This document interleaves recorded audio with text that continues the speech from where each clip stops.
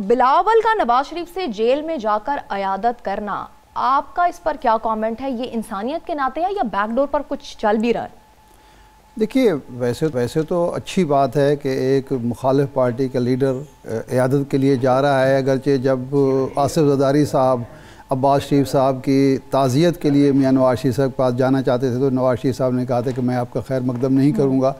अगरचे ज़रदारी साहब भी बहुत देर में बहुत लेट जा रहे थे, लेकिन नवाज शरीफ साहब ने उन्हें रोक दिया था और उसकी कुछ वजूहात थी।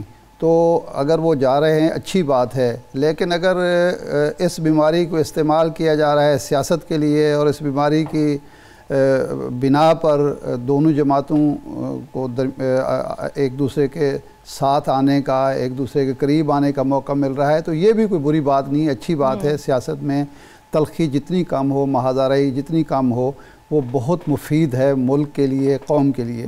लेकिन अगर ये सिर्फ मफाद परस्ती पर मबनी हो, इब्नुल वक्ती का मुजाहरा हो और मखसूस ज़ाती, ख़ानदानी और सियासी मफाद की खातिर जो बुनियादी नोयत के इख्तलाफात हैं उनको नज़रअंदाज करके सिर्फ वक्ती फ़ायदे के लिए किया जाए तो मैं समझता हूँ ये कोई अच्छी बात नहीं है। इसी वजह से पाकिस्तान की जो सियासत है वो बदनाम हुई है और सियासतदान जो हैं उनके बारे में तस्वुर किया जाता है कि इनका कोई उसूल नहीं है, कोई इनकी अखलाकियात नहीं है।